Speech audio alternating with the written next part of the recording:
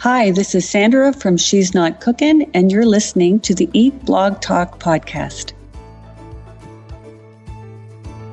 Hey food bloggers, welcome to Eat Blog Talk. I'm your host, Megan Porta, and you are listening to episode 258 with Sandra Flegg from She's Not Cookin. Today, we are going to dig into achieving a business breakthrough by using a positive mindset. A self-taught cook, Sandra exited a 25-year retail management career to pursue her goal of becoming a full-time food blogger. Her food blog journey began in May 2020. In July 2021, she reached one of her goals to be accepted into Mediavine Ad Network. In her business, Sandra uses positive mindset to overcome obstacles and achieve both her business goals and personal satisfaction. Sandra, this is the second time you've been on Eat Blog Talk. I'm so thrilled to have you back. And we have a lot to learn from you today about just having a positive mindset. But first, do you have another fun fact for us? Sure. Thank you for having me back. It's great to be here. So my second fun fact is that I met my husband on the internet 25 years ago. So we were internet pioneers back when it was dial-up. You couldn't send a JPEG photo. You had to send it by mail. And we met because I mentioned that I love to cook, and he said I love to eat. Wow. I was going to say, when you said 25 years, I was thinking, wow, that had to be one of the first ever. So you definitely are pioneers. Absolutely. Oh, that's so cool. What a great story. You forged the way. Yes, we often say if we had been smart, we would have thought of one of those dating apps. Yeah, right. That's so great. Well, I am super excited to chat with you, Sandra. You were just recently on, so thank you for coming back so soon. I really appreciate it. I had such a fun chat our first time around. But today, we are going to uncover your beliefs about having a positive mindset and how that affects not just your life, but your business and how you can tap into achieving goals and all of that. So would you just want to start by talking about that, like what your beliefs are about having a positive mindset and how you have used this to kind of launch more into your business? Absolutely. So I believe that having a positive mindset has really been what's helped me the most in achieving my goals, whether it's personal goals or business goals, but specifically around blogging. I think that I believe in the law of attraction, so that you ask the universe, you believe that you're receiving it, and then you think about how you're going to feel when you receive that, whatever it is that you're manifesting. And that's basically my fundamental belief about positivity. You know, I wake up try to surround myself with positive people.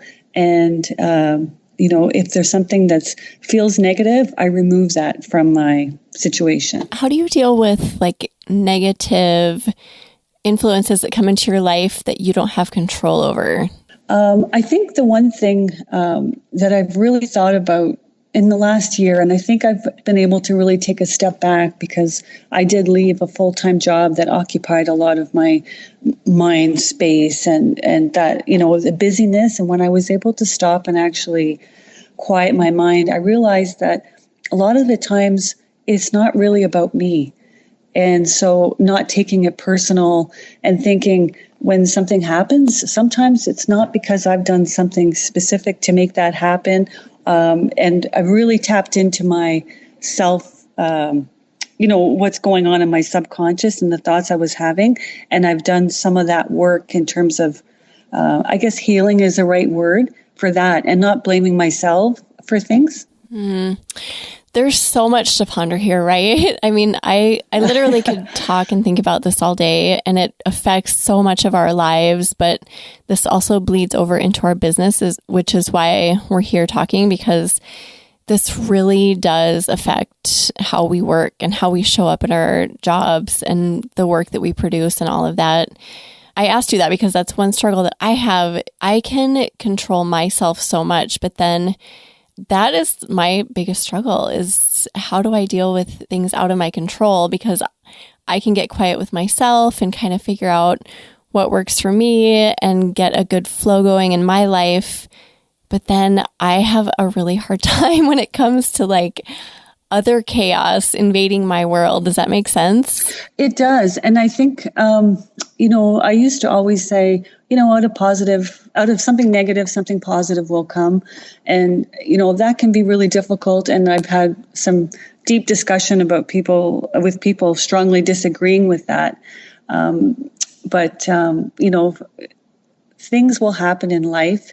And I do believe that they can be really challenging. However, they make us stronger, I think, in the end.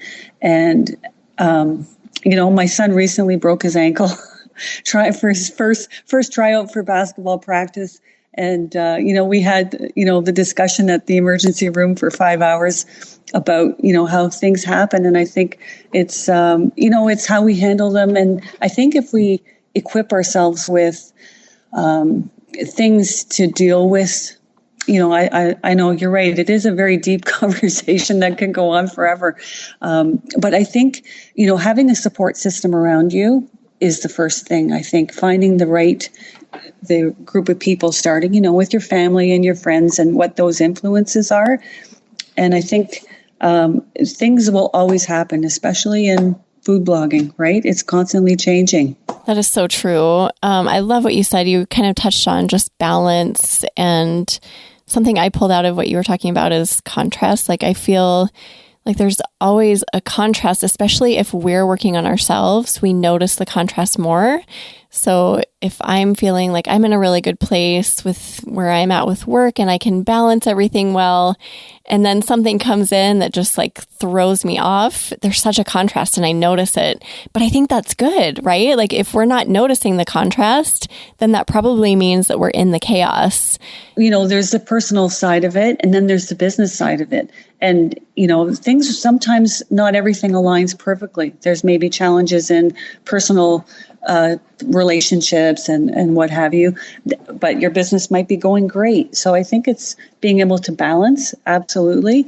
And I think that when you can get everything balancing together, and I think that takes a lot of work. I know I listened this morning to Lauren's podcast there about mindset, and it's so important to find that time for yourself to really reflect, I think, about how you're feeling. But as far as outside things happening, I think what's really important is to know that you're going to move through that negative situation, whatever it is, and that you can't fix everything, right? Sometimes things just happen. Like this morning, we were having some tech issues, and for a moment, I was thinking, okay, what's happening here? And everything's the same as it was last time. And then I took a moment and I took a deep breath and I thought, it isn't me. This is the tech stuff doing this.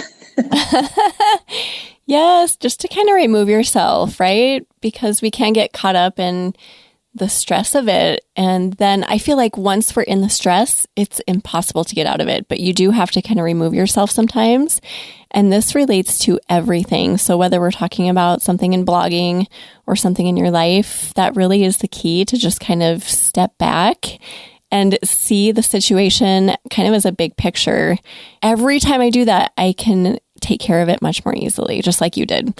We were having tech issues and I did the same thing. I was like, you know what? This is not a big deal. If we have to reschedule, it's fine. And I didn't freak out, and I hope that you didn't freak out. And it was fine. We're here now. So absolutely. Everything happens for a reason, I guess. Yeah, totally agree with that. So let's talk about how this can directly relate to business, because I know that you had written something, I think it was in the Eat Blog Talk forum, about how you didn't achieve a breakthrough until you worked on your mindset. So can you talk through that a little bit? I had a goal, and of course it was to monetize, and it was to monetize with an ad agency, because that's kind of the most common way that you can, one of the easier ways to monetize, I think, quickly, right? So I had that goal in mind, and I kind of worked backwards. So I set the goal of being accepted to an ad network, and I worked backwards, and I made really small, achievable goals.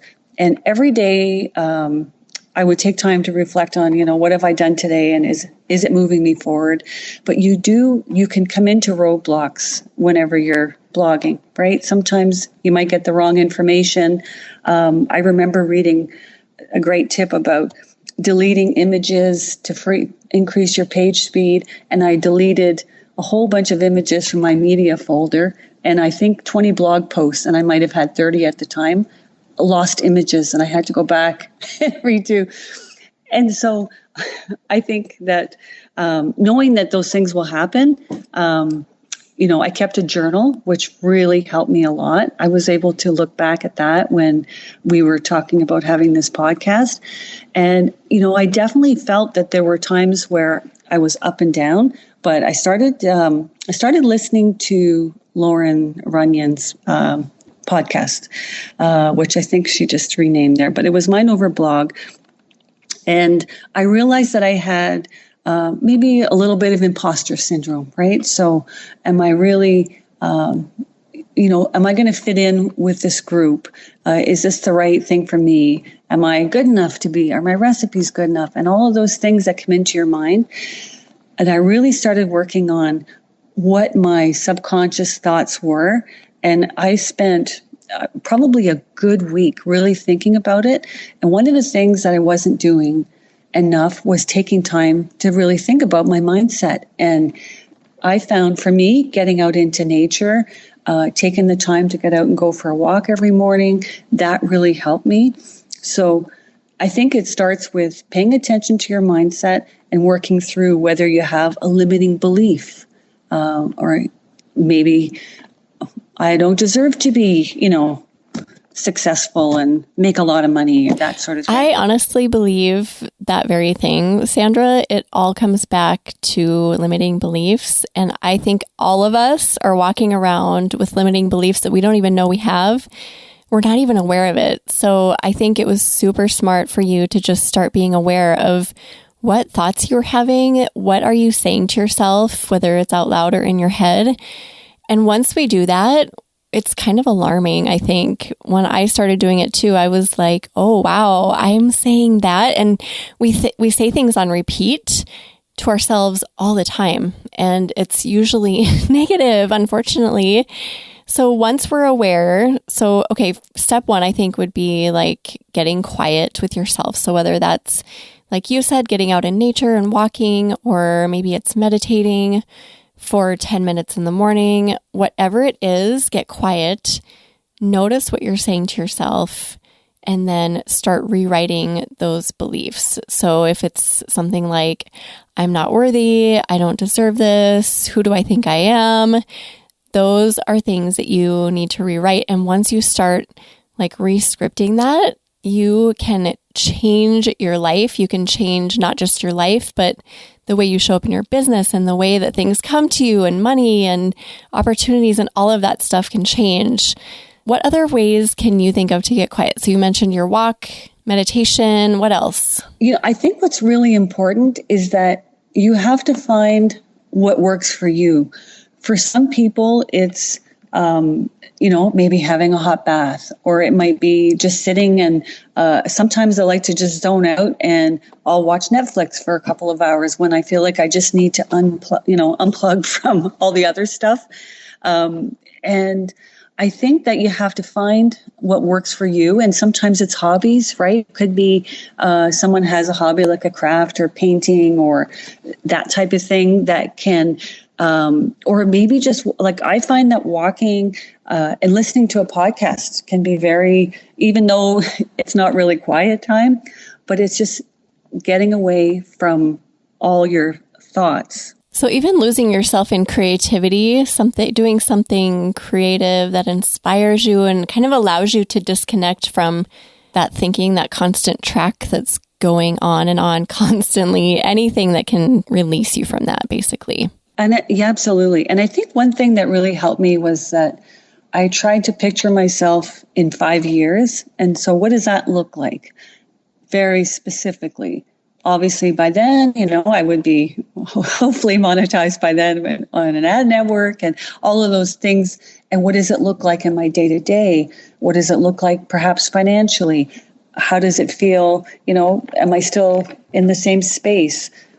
Maybe I've put a big addition on my house or put a pool in or something. And I know those are physical things, but they still can bring joy to you in terms of spending time with your family around a pool. So I think picturing where you're going to be and really being that person, think that you're already there. Visualize that you don't have to worry about every little step on how to get there, because that's where you're going. You have to, once you start to use the law of attraction, I was talking to someone else about this. It becomes harder to put into words how you do it.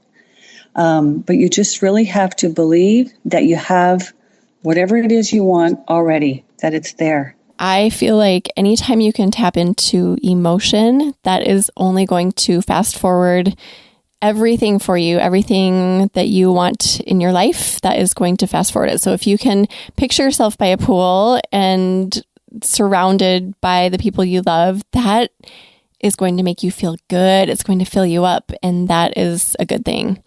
And also the hows and whens of how things come to you and when things come to you. I always say this to myself, that is none of my business. The part that is my business is tapping into my why, what you were talking about, like picturing yourself 5 years ahead, like why do you want that, and getting into that emotion. That is what you focus on. And then you obviously have to take action too. You have to be really clear on what it is you want. And that takes some time to really think about, what is it that I feel that I really want out of my life, out of my career. And I think taking that time, and that's part of the reflection phase. Because if you're not clear, you're putting like all of the stuff in your mind, like I could want that. That sounds good too. Confusion does not bring clarity. Clarity is the opposite of confusion. Right. And we know that the food blogging journey, and you've been at it a lot longer than I have, Megan, is that you're spending time and you're working hard. And if you love it, it's amazing. I know you have some ways to kind of create inspiration on Pinterest and things to stay away from within food blogging too. Can you talk to us about some of those things? Sure. Okay. So Pinterest. So this I kind of discovered kind of by fluke. So I'm on Pinterest every day, as probably most of us are. And I have it set up as a secret board, because I'm sure my recipe followers don't want to see necessarily everything else. And I've started saving quotes about mindset and positivity. And the one thing that happens with Pinterest, of course, is when you save something, then it shows you more of that. So every single day and throughout the day, when I log into Pinterest, I see all of the positive, whether it's about, might be a quote, or it might just be, there's a lot of things from the law of attraction that pop up. And I've just found that's really been a positive thing for me to have that. And I just I probably save 2 or 3 things a day and think about them. And it's just a little hack that I found helpful. Oh, I love that. That's such a good and easy too. And since we're all on Pinterest all the time anyway, what a great way to just create inspiration and get those good feelings flowing too. Yeah. And with, in terms of other social media, so with something like Facebook. So let's say, for example, there's some wonderful Facebook groups, but I did find that sometimes you start reading and there's some negativity, and it's, people are going through challenges, and it can come across, right? It can be difficult for them to deal with. So when I start reading something like that, I just remove myself completely from it. I find that sometimes I stay away for 4 or 5 days. And I think that, I really personally get a lot out of being able to help someone else that's just starting, because you remember what it felt like when you first started, and you kind of feel it's kind of lonely a little, because you may work with a lot of people in your work environment, but then you're just on your own doing this big, huge project of learning how to blog.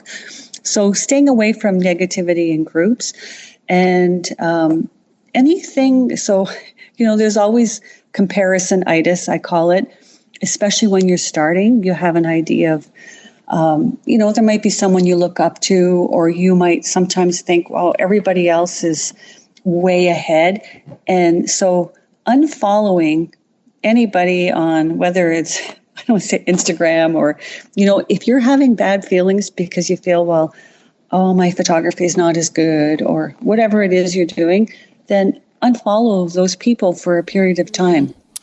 I love that suggestion. I never think to just follow for a period. I always think it's either black or white for me. Like, I've got to keep with them or I need to ditch them. But I never think you can mute people, right? On Instagram.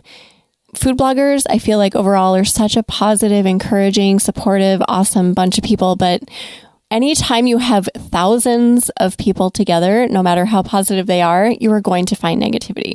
So I am with you on that whole click away mentality, because I can't do it anymore. I used to kind of feed into it like, oh my gosh, there's drama here. What is this all about? And I would read through every word ridiculously.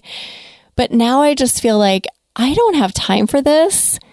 And not only that, it's going to bring me down. So click away if you can. Sometimes it's hard to do that.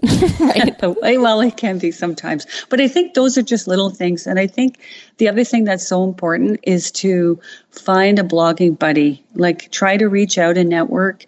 And there's so much support that can come from having a positive person that's on the same page and maybe starting around the same level or not, and getting that, there's a sounding board that you can share your challenges with, your best practices, and celebrate your successes. Networking and finding your group of people that support you is one of the most important things in this whole world of food blogging. If you want to get out of it sane and alive, you've got to find people who are going to lift you up and support you. What are some of the things, Sandra, that we can control? Because I'm all about finding what I can control and doing that well and positively. So what are those things for you? Well, I think we control our mindset. So, waking up in the morning, and I always tell my kids, we choose our attitude and we control how much work we put into what we're doing. Right? How much time that we spend and the consistency. I think just showing up and the dedication we control. And I think it's just sometimes, giving ourselves grace that sometimes you need a day. And, the great thing about food blogging, especially if you're doing it full time, is when you need to take a day off, you can take a day off. One of my favorite parts of food blogging, by the way, if I don't feel like doing something and I don't have any obligations, then I don't have to do anything. And yes, we are in control of our mindset. I just want to keep reminding people of that, because we often feel like slaves to our mindset and the way that we're thinking. And I asked you early in our conversation, what about those outside influences? It's so easy to let outside negativity influence us and control our mindset. Just reminding us, thank you, Sandra, that we are actually in control of that all the time. Right. And the other thing I think that just came to my mind is that we need to have a way to explain to people what it is that we do. And I think especially if you're newer and you're just starting on this journey, and I can remember people saying, you can make money doing that. And there's some confusion in what it is that when you say you're a food blogger compared to, let's say you say I'm an online entrepreneur, that might be a little bit easier to understand for some people. But I think a lot of people see that as a hobby, or if you say, this is what I'm doing and I plan on doing it full time, I think that some of the negativity, whether it's real or perceived, we can control by, I heard someone explain on another podcast, have an elevator pitch to kind of say, this is what I do, right? I create content for the internet. I heard something very similar recently, and I love that, honing your elevator pitch basically and being really specific with it. So this is what I've started doing, and it has completely changed the way people react to that question that we all dread. What do you do? And then they're like, oh, how do you make money doing that? What do you do? What is that? I've started saying I create delicious recipes for busy women who are blah, blah, blah, blah. Like I say my very specific target audience and what I'm creating for. And then if I'm talking about my podcast, I'm like, I provide value to food bloggers through a podcast, blah, blah, blah. So that way you're not just saying I'm a food blogger and then you go into this whole spiral of like confusion and negativity and you're thinking, oh my gosh, they think I'm a loser. And they're like, what the heck is she talking about? I think so. I think it helps. I think that it helps them see in a positive mindset, especially with explaining to family, close family and friends. Having a really good explanation helps. Yeah, it is confusing. I think eventually we're going to get to a point where food blogging is more mainstream and people actually understand it, but I think we're a ways off from that. What else do you have for us as far as just creating that positive mindset? I think it's really important to celebrate the really small successes. And I really was so grateful to have my journal to go back and look. And I didn't write every day, but I had enough notes that when I look back, I thought, oh, I was more positive than I thought I was early on, because I remember feeling that overwhelm with, some of the tech stuff. But I think things like Google Analytics, if you're looking at Google Analytics, it's very normal to be very obsessed with analytics, but if it's making you feel negative thoughts, then you need to stop looking at it so often. And then you have to set a goal, a really, really small goal, and celebrate that goal. And I remember looking at my notes, and I think I had 21 page views in a day. And I was celebrating that on my journal. And when I look back, I thought that seems so funny. But it's so important, I think, to celebrate, whether you have a photo accepted to Food Gawker or you created a web story and you got some traffic from it. I think celebrating all those little steps along the way really helps to continue that positive mindset. We all forget that, right? Because we get caught up in what we're doing now and then also what we need to do for the future, what we want to do. And I think this is so powerful just to take a moment once in a while and reflect back 3 months ago, 6 months ago, 12 months ago, just to see how far we've come. If you think about 1 year ago today, Sandra, what do you think about? Where I was at 1 year ago today? Yes. Oh my goodness. So what is it, October? I was a couple of months into food blogging. I was just getting really, really hungry to not want to have to go back out to work and realized that I needed to hit that 50K to get into Mediavine. And actually that number changed. I started blogging in the middle of May, and about 3 weeks later, the number went from 25 to 50. And I had this conversation with my husband recently, and I said, it's amazing that if that number had been 25 and stayed at that, would I have only hit 25 or 30? And when that number changed to 50, then, the goal changes. So in your mind, you're hitting 50. So I think really enjoying the journey along the way is so important. And for anybody that has a goal to get to 50, when you get to 50, you celebrate, but then you have another goal to get to 100, right? and 250. So enjoying all the steps along the way, because I think really we probably all have different reasons for becoming food bloggers, but I think a lot of it is, for me, it's about being able to make my own schedule. Most importantly, it's to be able to be with my family more and have that lifestyle. So enjoying it along the way. And not forgetting to stop and celebrate even the little successes, right? Like even those little wins that you wouldn't necessarily consider like a huge deal. Those are important too.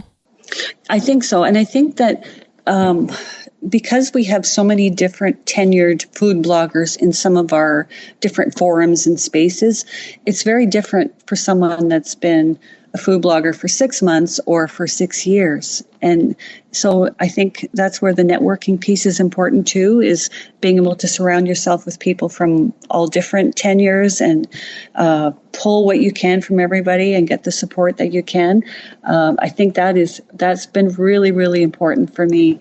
Although I can be very, introverted in some ways with work, it's really helped me a lot. Being someone who kind of connects people and facilitates a lot of food blogger calls and gatherings, whatever, getting food bloggers together, the one important trait for me for food bloggers to have is not related to experience. It's related to their mindset and how positive they are. If there is someone who has 1 million years of food blogging experience and they make $5 gajillion a year and they're negative, I do not want that in my realm, like with my people. That is the one trait that you can bring to the table and succeed. You can have a super positive mindset and have like 5 followers, and you're going to bring quality and value to the table. Well, it does. And I think I always say the expression, your vibe attracts your tribe. And, that positivity, when you surround yourself with positivity and positive people, great things happen, right? And I think once you just start visualizing where you're going, your mind and your body just automatically starts to take action towards it. I am super picky about, for example, our mastermind group that we're putting together. I'm really picky about who comes in because I don't want someone to come in who's like got all of this experience, but they come in and just ruin the vibe. And that might sound horrible to some people listening, but I am so passionate about that. If you are going to come into the circle, you are going to be positive or you're not going to be there. Does that make sense? Or is that really harsh? Not at all. I think absolutely, because when you work in a group with like-minded people and you have a goal, whatever it is, if you're forwarding your business, great things can happen. Magic can happen when people are in that flow and have that magic vibe. Sandra, talk to us about like kind of daily, monthly goals and routines and how to stay positive with all of that. Okay. Well, I will be the first one to say that I call myself a pantser, which means that I like to fly by the seat of my pants. So I do have a content calendar now. I really flew by the seat of my pants at first, but I do create a content calendar, but I allow myself some flexibility. So if I have planned to do 3 things one week and I want to do 3 different things, I just move them around. I really allow myself the creativity piece. Setting goals. I set goals based on how many web stories I'm making or how many Pinterest idea pins. I have that mapped out. And, I think that I was very fortunate. I had a really, really good month in August. And then September dipped quite a bit compared to August. I had some crazy web story traffic in August. And I had to really think, I'm still focused on my goals for September, and I blew my August goals out of the water. So I didn't need to feel bad about September, but you get used to, especially when you first monetize, it's pretty exciting to wake up and start looking at numbers. But that's what I told myself. My goals are, XYZ. So I am pretty structured with, setting up goals that I feel are achievable. I think we've all heard about SMART goals, right? And I was, my background was very much set up in setting goals and how to achieve them. So I would say that I'm structured, but I'm not super structured. And I try to have fun. I work hard, but I really try to enjoy. I do love it. And so I think that makes, it doesn't feel like work to me. I love that. Yes, it does. And that is the key. When it doesn't feel like work, that's when you're doing something good. What about, I have to touch on this because I feel like we've all been there. Some of us are there now and it's totally fine. I'm not judging. But the whole Google Analytics, like obsessing over numbers and getting in there multiple times a day and then getting upset. What are your thoughts on all of that? Well, I did try to do the Google Analytics, where you don't look at it for a while. But it was right before our other podcast. And so I really wanted to go in and have some data to look at about web stories. So I kind of used that as an excuse to go back in. But what I've done is I've really got into the habit of looking and finding a win and trying to look at using it as a tool don't allow myself to go in and feel bad about what the number is. So it might be a different recipe that's clicking, and I think, okay, great, I can make more content around that, or I can create more web stories or idea pins or something. So I do recommend, though, that unless you can really get into that space of looking at it positively, because one day, so if you have a goal, I set a goal of about 1,700 a day when I wanted to get into Mediavine. And I knew in my head that 1,700 was the number.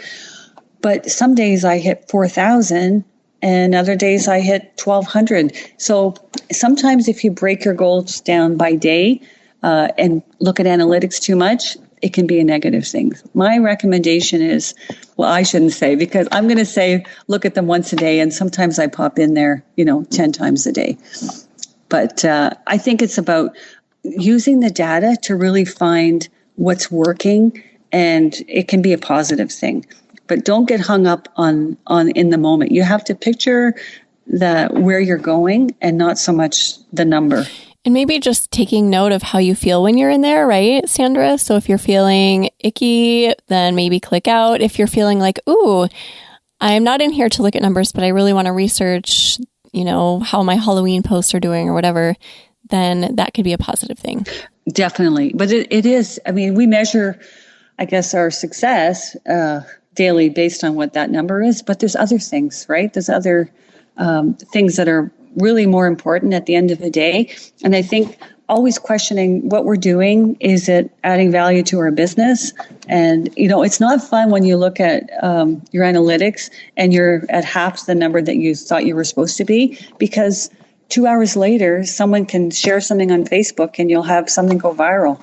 Oh, I love that point, that at any given moment, something amazingly miraculous can happen. You just never know. So don't judge the situation just because there's a number in front of you doesn't mean that's what it's going to be in an hour, right? Mm-hmm. Well, it's a business. So, we're going to be numbers driven to a point. We have to run our business and set forecasts and improve our numbers and that sort of thing.